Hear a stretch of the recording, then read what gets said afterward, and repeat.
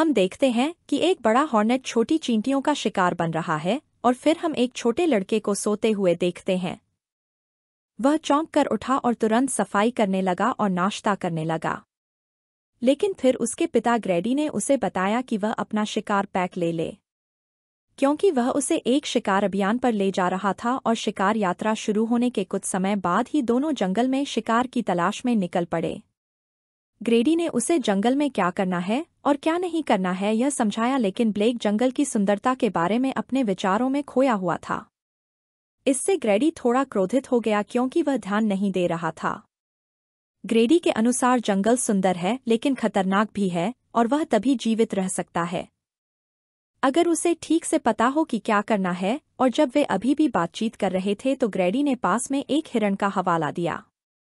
वह चुपचाप अपने घुटनों पर बैठ गया, लेकिन जब वह गोली चलाने वाला था तो हिरण उसकी नज़रों से ओझल हो गया।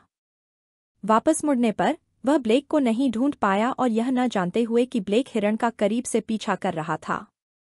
वह एक पेड़ के नीचे खड़ा हो गया, लेकिन हिरण की जगह उसे एक अजीब सा दिखने वाला जीव दिखाई दिया।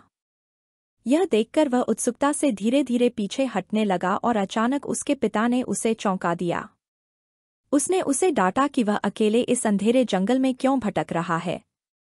काफी देर तक डांटने के बाद ग्रैडी को जंगल से गुर्राने की आवाज सुनाई देने लगी। उसे यकीन नहीं था कि जंगल में क्या छिपा है, इसलिए उसने ब्लेक को पास के एक पेड़ के घर में छिपने के लिए कहा। ग्रैडी भी उसके पीछे वहां गया और वे उन सभी से छिप गए जो उनका शिकार कर रहे थे।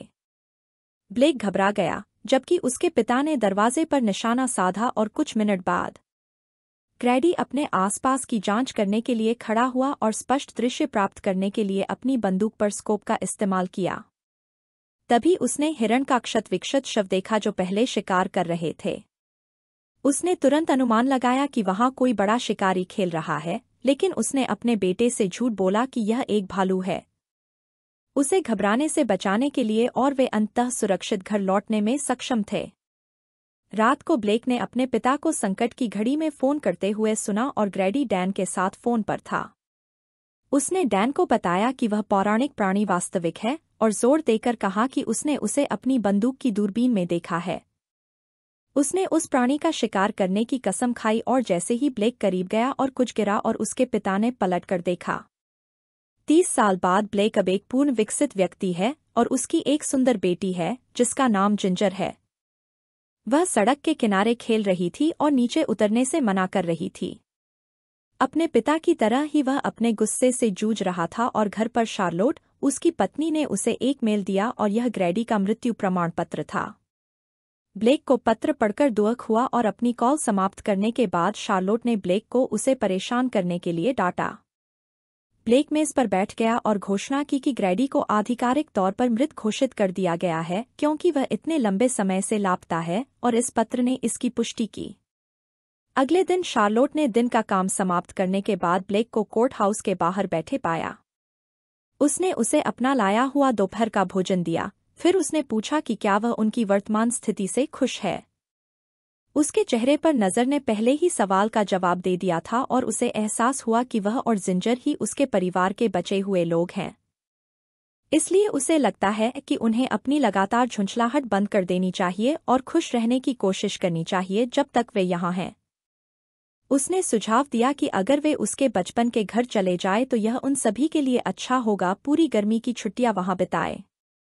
वह अनिच्छा से सहमत हो गई क्योंकि उसे काम को पीछे छोड़ना पसंद नहीं था। अगले दिन वे ओरेगन पहुंच गए और ब्लेक को ग्रेडी का घर याद नहीं आ रहा था। उसने दिशानिर्देशों के लिए मानचित्र की जांच करने की कोशिश की और जिंजर ने देखा कि कोई व्यक्ति ट्री हाउस में डेरा डाले हुए है। आदमी ने पूछा कि वे कहाँ जा रहे हैं, और जब वे बात कर रहे थे तो पता चला कि वह डैन का बेटा था। बातचीत के बाद डेरेक ने उसे बताया कि वह गलत रास्ते पर जा रहा है, इसलिए उसने उसे ग्रेडी के घर ले जाने का विकल्प चुना। शार्लोट उसके साथ आने के विचार से सहज नहीं थी और वह पीछे की सीट पर चली गई। डेरेक ने आगे की सीट पर कब्जा कर लिया और ब्लेक को बताया कि उसे यहाँ किन चीज़ों को स्वीकार करना है। अचानक ब्लेक ने सड़क पर एक अजीबोगरीब जीव को देखकर स्टीयरिंग पर नियंत्रण खो दिया। उनका ट्रक जंगल में गिर गया और वे लगभग बेहोश हो गए। ट्रक उल्टा हो गया था, इसलिए जिंजर और चार्लोट बाहर निकलने के लिए खिड़की पर चढ़ गए। जब यह हो रहा था तो जीव ने खिड़की तोड़ दी और ब्लेक की बाह पर खरोंच लगा दी और कुछ ही देर बाद उसने डेरिक को मार डाला और उसे घसीट कर ले गया। ब्लेक तुरंत खिड़की से बाहर निकल गया, जिसके बाद उसने अपने परिवार को ट्रक से नीचे उतरने में मदद की और अपने परिवार को अपने पास रखा। फिर वह उन्हें जल्दी से ग्रैडी के घर ले गया क्योंकि उन्हें जंगल से गुर्राहट की आवाज़ सुनाई दी। जब वे अंदर पहुंचे तो ब्लेक ने दरवाज़ा बंद कर दिया ताकि यह सुनिश्चित हो सके कि जीव अंदर न आ सके। लगभग तुरंत ही वह घर के एक बंकर में चला गया और बैकअप जनरेटर चालू कर दिया। शार्लोट और जिंजर को राहत मिली और वह ऊपर चला गया और जिंजर ने उसे कसकर गले लगा लिया। उसने जोर देकर कहा कि वह सैन फ्रांसिस्को वापस जाना चाहती है और ब्लेक ने उसे बिस्तर पर लिटा दिया। उसकी पत्नी ने उस जीव की प्रकृति के बारे में पूछा जो उनका पीछा कर रहा था, लेकिन वह भी अनजान था। उसे समझ में नहीं आया कि जानवर जैसा दिखने वाला कोई जीव अपने दो पैरों पर कैसे खड़ा हो सकता है। यह एक इंसान जैसा था और उसने दरवाजे को बंद रखने के लिए अलमारी से उनके सामने के दरवाजे को बंद कर दिया। उसने ग्रैडी की पुरानी संचार प्रणाली निकाली और उसका उपयोग करके उसने मदद मांगने की कोशिश की। उसमें संक्रमण के लक्षण दिखने लगे और सबसे पहले उसका दांत गिरना शुरू हुआ। शार्लोट ने उसके हाथ में भयानक चोट देखी और तुरंत उसका इलाज शुरू किया, लेकिन फिर उसे बहुत पसीना आने लगा और आगे प्रतिकूल प्रभावों का अनुभव किया। उसने ऐसी चीज़ों को देखना शुरू कर दिया जो वहां नहीं थी और सुनने की क्षमता में वृद्धि हुई। उसने अंदर से एक जोरदार धमाका सुना, इसलिए वह जांच करने के लिए उठा और उसके आश्चर्य से पता चला कि यह सिर्फ एक मकड़ी थी जो दीवार पर चल रही थी। यह देखकर उसने निष्कर्ष निकाला कि एक परिवर्तन हो रहा था और उसे घबराहट का दौरा पड़ने लगा। अपनी सुनने की क्षमता में वृद्धि के साथ वह प्राणी की हरकतों पर बारीकी से नजर रखने में सक्षम था। उसने उसे साइड के दरवाजे तक ट्रैक किया, लेकिन जैसे ही उसने अपना कान करीब किया, प्राणी ने उसे आक्रामक तरीके से पैर से पकड़ लिया और उसे और अधिक घायल कर दिया, लेकिन उसकी पत्नी ने उसे बचा लिया, एक कुल्हाड़ी से उस पर वार करके, और ब्लेक उलझन में था और उसे बहुत दर्द हो रहा था। शार्लोट ने उसे सांत्वना दी और कुछ मिनट बाद वह सोफे पर उठा और अपने परिवार को खोजने की कोशिश की। थोड़ी देर की खोज के बाद उसने उन्हें बंकर में पाया जहां शार्लोट मदद के लिए पुकारने की कोशिश कर रही थी। वह चिंतित थी क्योंकि ब्लेक बीमार था और उसके पास रही, लेकिन ब्लेक की दृष्टि धुंधली हो गई।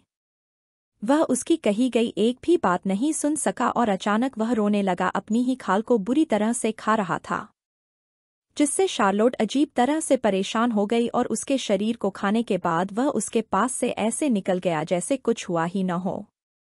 ब्लेक अपनी भावनाओं में डूबा हुआ था क्योंकि वह समझ नहीं पा रहा था कि उसके साथ क्या हो रहा है।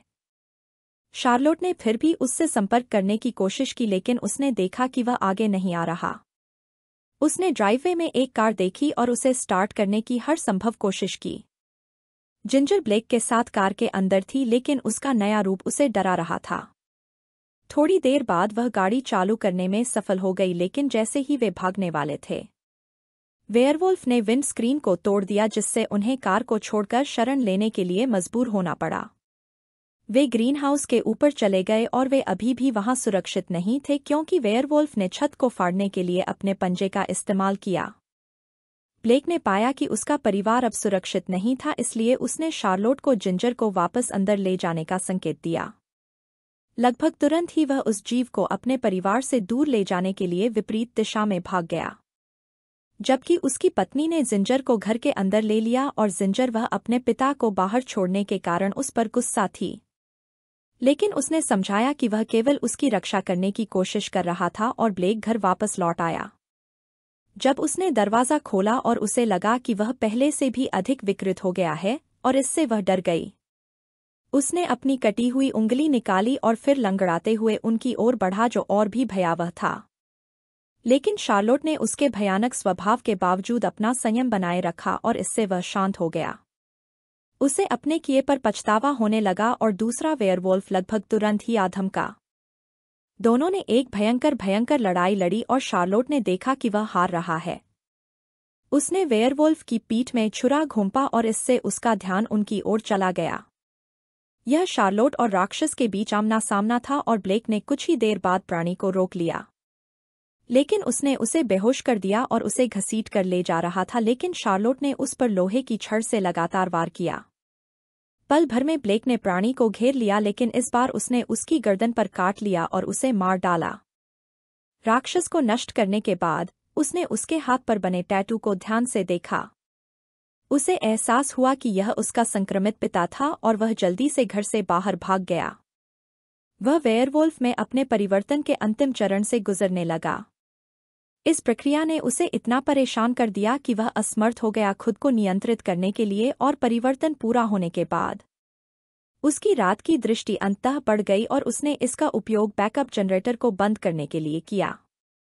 अचानक उसने अपने ही परिवार पर हमला किया और उससे बचने के लिए वे पास के एक बार में भाग गए। दरवाजे बंद कर दिए और वहां शार्लोट ने हथियार इकट्ठा किए, जिनका उपयोग वह खुद और अपने बच्चे की रक्षा के लिए कर सकती थी। ब्लेक अथक था क्योंकि उसने अपनी नई रात की दृष्टि का उपयोग करके चुपके से अंदर घुसने के लिए अपना रास्ता बनाया। शार्लोट ने पहले से ही एक जाल बिछा रखा था और कुछ ही देर बाद भालू के जाल ने ब्लेक के पैर को पकड़ लिया, जबकि शार्लोट और जिंजर ने इस अवसर का लाभ उठाकर ब्लेक को असहनीय दर्द में छोड़कर भाग गए। उसने जाल में फंसे अपने पैर के हिस्से को चबाने के लिए अपने नुकीले दांतों का इस्तेमाल किया और सफलतापूर्वक उसका पैर काट दिया। जबकि वे उस पेड़ के घर में शरण लेने के लिए गए जिसका उन्होंने पहले उल्लेख किया था, वह उनका पीछा करता रहा। ब्लेक सीढ़ियों से ऊपर गया और जैसे ही वह ऊपर आया शार्लोट ने उस पर भरी हुई राइफल तान दी। एक दूसरे के लिए स्नेह का एक पल बिताने के बाद परिवार ने एक दूसरे को अंतिम बार देखा, जिसके बाद शार्लोट ने उसे गोली मार दी और वह और उसकी बेटी रो पड़ी अपने खोए हुए परिवार के सदस्य की याद में। बाद में शार्लोट अपनी बेटी के साथ जंगल से बाहर निकल गई।